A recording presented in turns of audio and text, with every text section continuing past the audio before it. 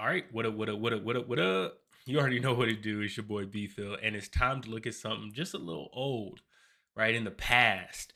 So, if you don't follow me on other social media, well, I've been posting basically about open source models and how well they do on JSON output. And the reason why I'm doing this is mainly because I think that LLMs are more suited for data extraction, classification, just tasks that deal with identifying a particular pattern and I guess operationalizing that pattern in the form of maybe JSON or YAML to integrate with other systems. So this is the test. Let's just jump into it, y'all. Jump into it. All right, let's get the there we go. Okay, so basically here what I have is this test, and I went ahead and documented it. So the models that I went ahead and used was Quintu 7B, Intern LM2, Mistral Nemo, Llama 3 Grok tool use fine tune, Llama 3.1 latest, and then of course this cognitive compute, and it's the Dolphin Llama 3.1 fine tune. These Dolphin models are typically uncensored. They typically do quite well. They've been fine tuned on ChatML. If you're not familiar with that, well, we can go ahead and dive into it so you can get an idea. So we're looking at ChatML prompt. We're going to go ahead and I'm just going to go to LangFuse. And looks like LangFuse doesn't technically have it. Chat. So this is it right here. So it has I'm start, then it has the role, which is system, system, or user, or assistant. Now we can go ahead and look at Olama for this as well.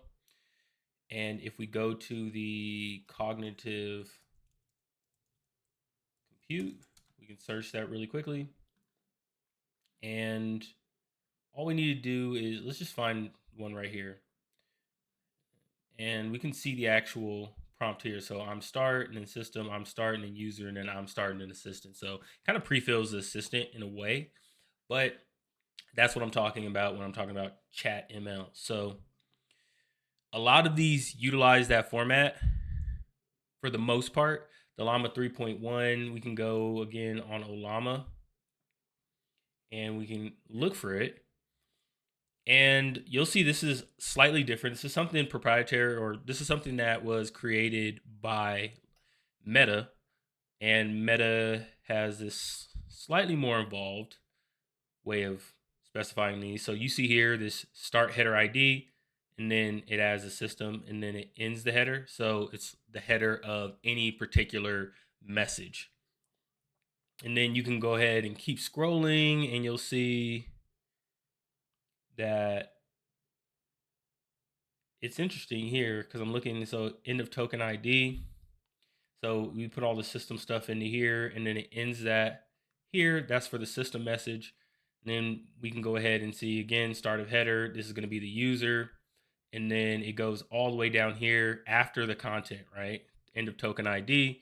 And then we go ahead and start the header for the assistant. And then we can go ahead and pre-fill some of this stuff, right? It'll either end or the role as assistant. And then it'll go ahead and add some pre-filled function parameters. And so it'll go ahead and define that function for the assistant. So it's like putting words in your mouth in a sense. That's kind of what they call it. They call it like a pre-fill. So hopefully you get the idea of this. The idea is that there's these different prompting types here, or rather prompting formats, and you go ahead and use different roles to specify different things that you want the model to focus on. And so a lot of these models are fine-tuned using these different formats. And that's important because if a large majority of the training data looks like that, that probably means you want to go ahead and follow that so that you get the most optimal results. So lucky for us, Olama goes ahead and does model files that will embed that into the model. So when I run this model, it'll already be wrapped in that prompt. So now all I have to do is put what I believe would be the best prompt for these particular tasks that I'm trying to solve here. So those are the models that I used. And what I did was first I started with just relatively small samples. So I started with 3, then we went ahead and did 10, then we ramped up to 40, and then we ramped up to 100. And these ones took a little bit longer. So you can see 1 minute and 30 seconds for about 3, 4 minutes 43 seconds for about 10, 16 minutes for about 40. Well, not about 40, for 40, and then almost 40 minutes to run all 5 of these models on 100 samples each. And we can see the results here. Quen 2 got about 54% correct. And again, this is purely looking at the structured output that we're expecting. So if I go and we look at what we're expecting, a lot of stuff here. Let's go to the past 3 days. Let's go to the past 7 days. And we can go to the next pages. So just to give you an idea of what it's supposed to look like. That's not what we're looking for. That's the second test. This is the smaller output, which is important as well because we want to see how well they do on more complex output and simpler output. So this is the Llama 3 Grok model, and the output looks something similar to this. We want an MVP idea. Let's go ahead and make this larger here. So we have an MVP idea. We have a bunch of job skills that we want to extract from a job description. We have job value. All this is the value that this job brings to business. So you could think of maybe revenue goals or time savings.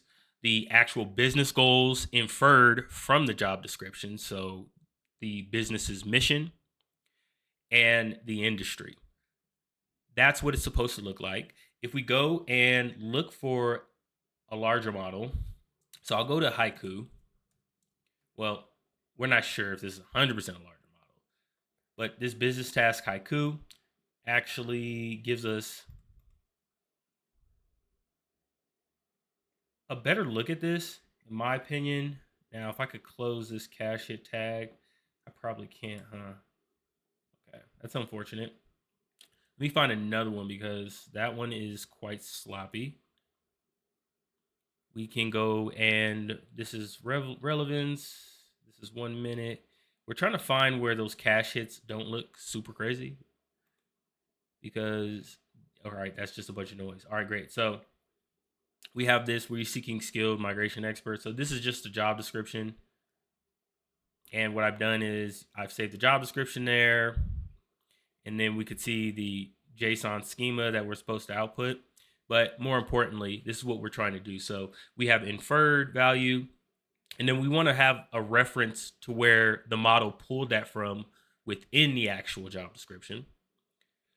Then we have business goals. Now, these are going to be 2 fields, strings. Then we have an MVP idea. This is going to be 1 field. It's going to be a string. And next, we have this nested, the job skills. And I wanted to talk more about this because this is a slightly more complex. Now, of course, you could have multiple layers of nested. So I could have job skills, and in job skills, I have some skills. And then each skill is something of its own. So it's a skill label, name, and the actual reference from the job description where the skill came from. This could be a lot more nested, but this is basically almost 3 layers because we have job skills, which is, let's go ahead and minimize this. It's a list of skills.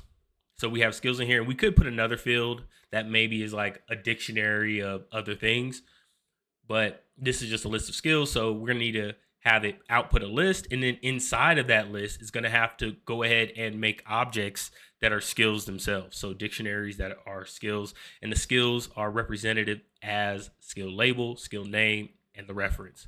So this is like 2 layers of nested. Maybe it's not the most complex you'll see. Maybe you'll see 4 layers. Maybe you'll see ones that aren't completely sketched out as they should be. But this is a pretty good way to evaluate if it can do at least, something nested. So this is what it looks like, and this is what I was trying to get from the models, the open source models that we're going to go ahead and look at the results from. So we saw this 39-minute runtime test. And here we did Quinn2 and we got 54% correct. Now, this is just checking if the output is an instance of the overall structure, which is a business value object, as I'm calling it in this test. So we just showed you what it's composed of, but this is supposed to come out to say, hey, the output from the LLM is an instance. This is actually the object correctly outputted. So this got it correct 54% of the time. Intern LM got it correct 49% of the time. Mistral Nemo got it correct 65% of the time. Llama 3 Grok tool use got it correct 70% of the time. Llama 3.1 got it correct 70% of the time.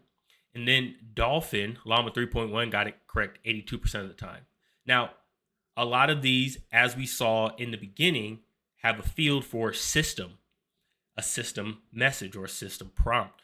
And these tests here don't use a system prompt. And we can see this fine tune here, Dolphin Llama 3.1 is actually the highest correct. Now, I want you to keep in mind here, this isn't the actual quality that you're going to get. So we can just take a brief detour. Hopefully you're still with me here as we're going and looking at this data. This is pretty important if you're going to get into this, because you want to make sure that not only are you getting the correct type of output, you want to get the quality. So it needs to actually be something useful, right? It could be JSON output, but if it's not useful, then it doesn't matter. So we can see here on this first one, the minimal viable product to demonstrate value to business based on job description. Now, that is the description of the field. And I'm going to go ahead and bring you to the code here. We're not going to go too deep into this. I just want to give you an idea of what this actual testing looked like. So we want to go to contributions, and then we want to go to Edelflow. And I want you to see how I'm describing these fields, and you could potentially do something similar to test your output. But the first and foremost, what I want to get is I want to get the JSON output, because I want to be able to pass this information to a downstream system so that I can do something with it. So maybe I look at all the job skills, I extract all the job skills, and then I get a percentage of which job skills are the most common. That might be a little bit more difficult to do if I have that full free text or the unstructured text that is the job description. It might be more difficult to do to get those statistics because it's not in a format where I can easily just put it in a graph and say, hey, these are the amount of instances of AWS or Azure. It's just not as simple.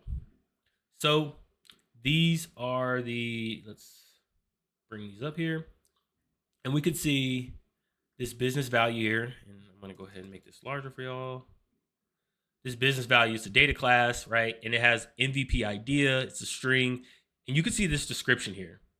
Now, there's a function that I call, you'll see if you were looking at this output, I have this string and required.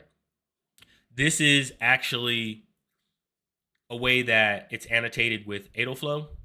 Oh yeah, if you haven't seen it, LightRag, which has been renamed to Edelflow, is a great library. You should check it out.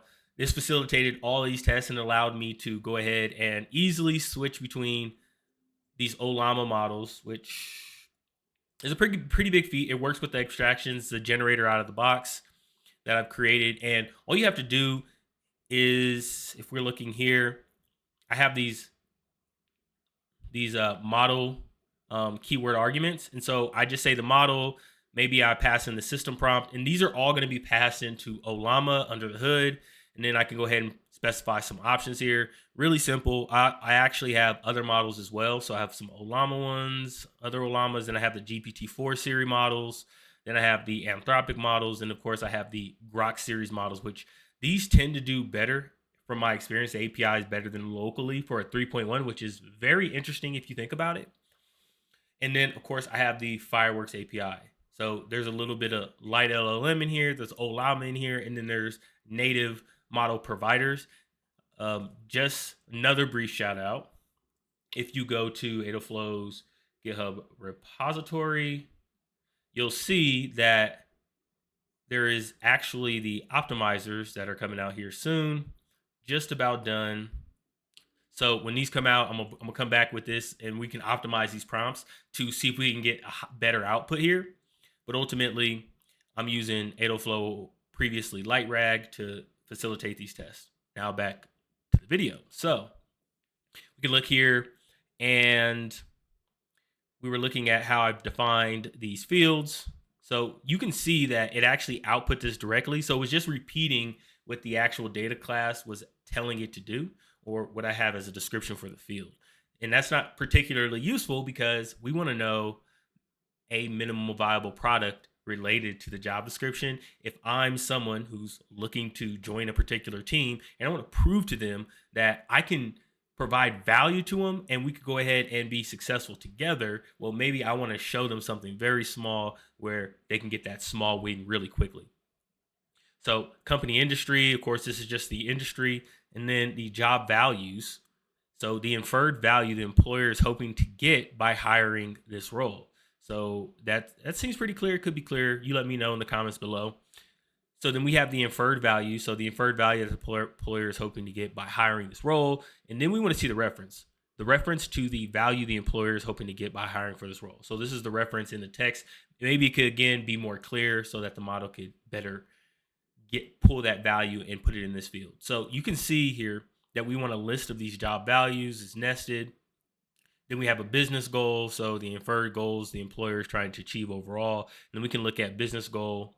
And this business goal is the inferred goal is trying to achieve overall. And then it has the reference. So it's a similar pattern here where we want to go ahead and get the reference to where these models are pulling whatever this field is, whether it be a goal or some type of value. Next, we have the job skills, and it's the skills extracted from the job description. And you can see these are all required, and that is consistent with how we're seeing this output here. We see this required here. And so how that's being fed to the model, we can go ahead and take a look. It's right here. And so you can see that this isn't super consistent across the board. So if we look at the company industry, these look good, the MVP idea. But when it gets to these nested values, we start actually getting this JSON schema that may not look as good as these here. And so it's a slight difference. And so maybe there is some prompt engineering course that I could do to fix this. But just to give you a good idea of what I'm actually testing on. So now that you have a good understanding of that, we can go back to these results. And I ran these a few times. So I wanted to see, really, this was all the same type of test. These are system prompt. This was like a secondary test, and you can see it did worse. So it's kind of random in a sense. And this was 20 samples, so it's not as big. But then I added the system prompt.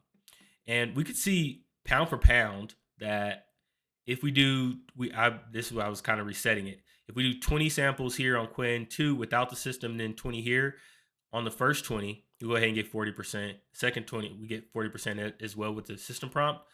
But we start getting a different story when it comes to something like intern LM. The Mistral Nemo looks the same. The Grok tool use is actually better. The Llama 3.1 is better. And then the cognitive compute is 100%. Now, this is contrasted when I'm looking here. This is without system prompts. And you can see 45% on intern LM2. This is the same 60% and 60% with the system on Mistral Nemo. Then we have the Llama 3 Grok tool use, 60%, then 75% on 3.1, cognitive compute, 70%. And then we can see those about 45% here on intern LM2, right? Or 40%, which is a pretty big jump with just the system prompt. Now we can look at the system prompt that I was actually using, just so you have, again, a better idea. So we can see the system prompt is, you're an expert at following JSON schema to output valid JSON, and that's it. And so just with this in the actual system prompt, it did 40% better. And we saw that across the board. So about 10% better on Llama 3.1. And then on the cognitive compute, we got 30% better and coming in at 100%. So then we do a larger sample size of 100. Now, of course, I have a lot more than this, and I probably need to do like 500 samples per to probably maybe 1,000 samples per to get a really good idea of how these output JSON. But we're seeing that if you add the system prompt telling it that it can follow JSON schema really well, it'll follow the JSON schema even better. Now, that's not to speak to the quality. Yet again, you want to make sure that the quality of that output is something you're expecting for your task. So again, we go and we look here. This is with the system prompt. We have 38% on Quint 2. We have 66% on internal LM. And so on the larger sample sizes, there's obviously outlier job descriptions that may be a little bit more complicated for the LLMs to understand. That's why we're seeing these on larger sample sizes, because we start testing additional job descriptions. And we can go in, we have the data here as well. And we can go in and look at the errors and get an idea across like maybe why these are failing. And this is again where Adafruit makes it really nice, because it's going to return an object with the error embedded. And so I can go through in my code and filter out a lot of these based on the instance type. So if you look at this code here, all I'm doing is I'm saying if it's equal to business value, which is the data class, then we go ahead and say it's correct. And if it's not equal to that, it's not correct, right? So it makes it really, really simple. And I get all of this logging too. So error, no JSON object or array found in the text.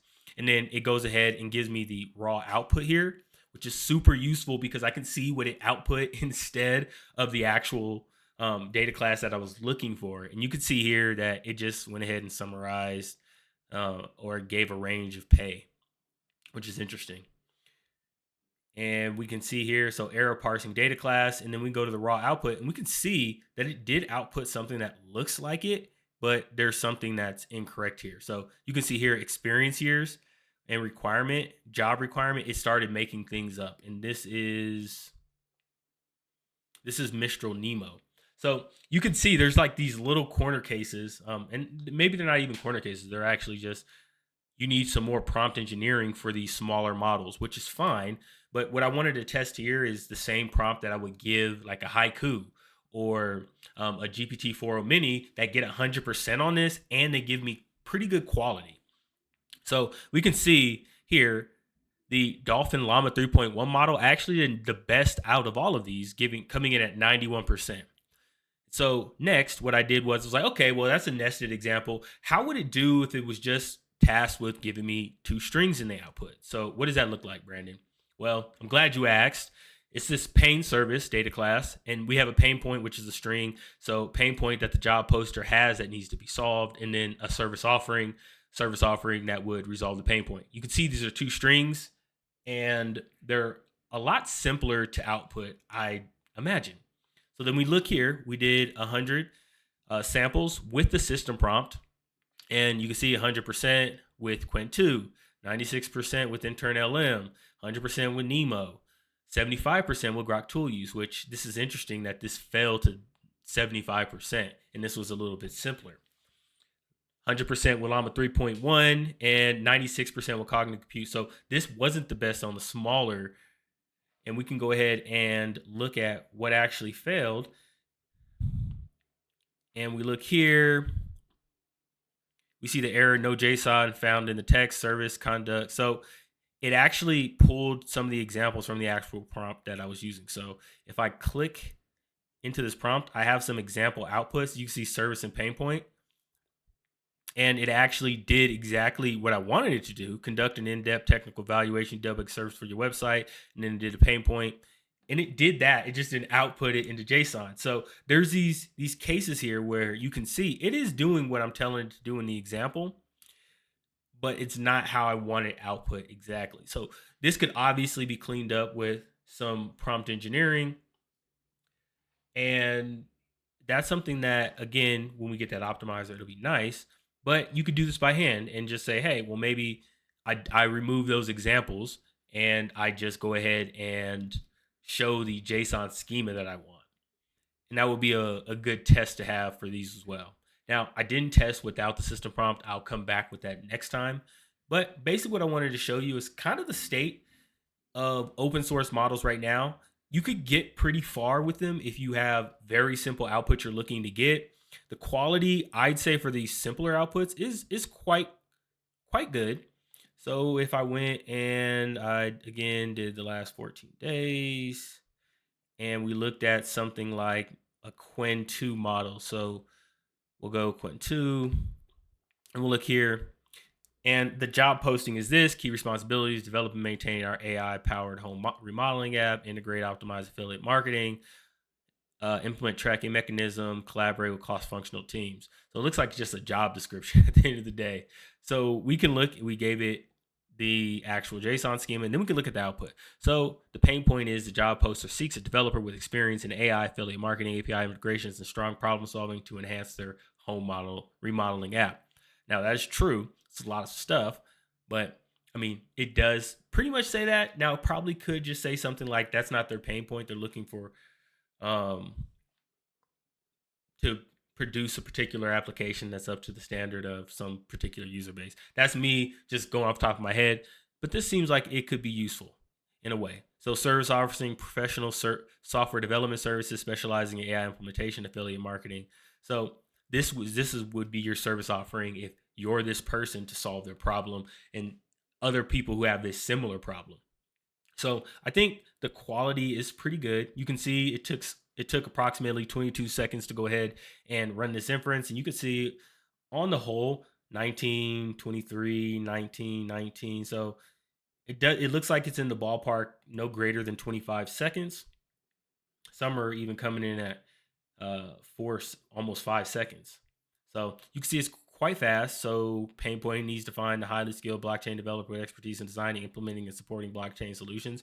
So when the input is a lot shorter and you're expected to get a lot shorter output, it looks like it does do better in the quality. So that would be a trade-off you'd be looking at. So anyways, we're coming up on 26 minutes here. Hopefully this was extremely insightful for you. If not, hey, I challenge you to go and build out some of these for yourself. Go ahead and do some of these tests and then share it with the community, because we want to go ahead and track how well these open source models are doing, because it is good to have something that you control and you own on your own hardware, running with any maybe spare capacity and not having to be beholden to third parties such as Anthropic or OpenAI. And again, I want to highlight there's nothing wrong with using the API. In my opinion, if you believe in the actual documentation with the data privacy that they offer, then I think it's the best solution for you. And most people should probably use the API.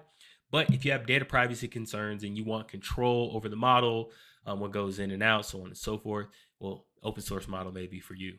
So hopefully you learned something. It's your boy B Phil. Go ahead and hit that subscribe button if you want to see more videos like this. Let me know what you thought about this in the comment section. I wanted to kind of do something a little bit different. Just look at some of the results for once and then share that with you all. Hit the like button, of course, because this video was awesome. And remember, just go out there and build something, y'all. It's your boy B Phil. I'm out. Peace.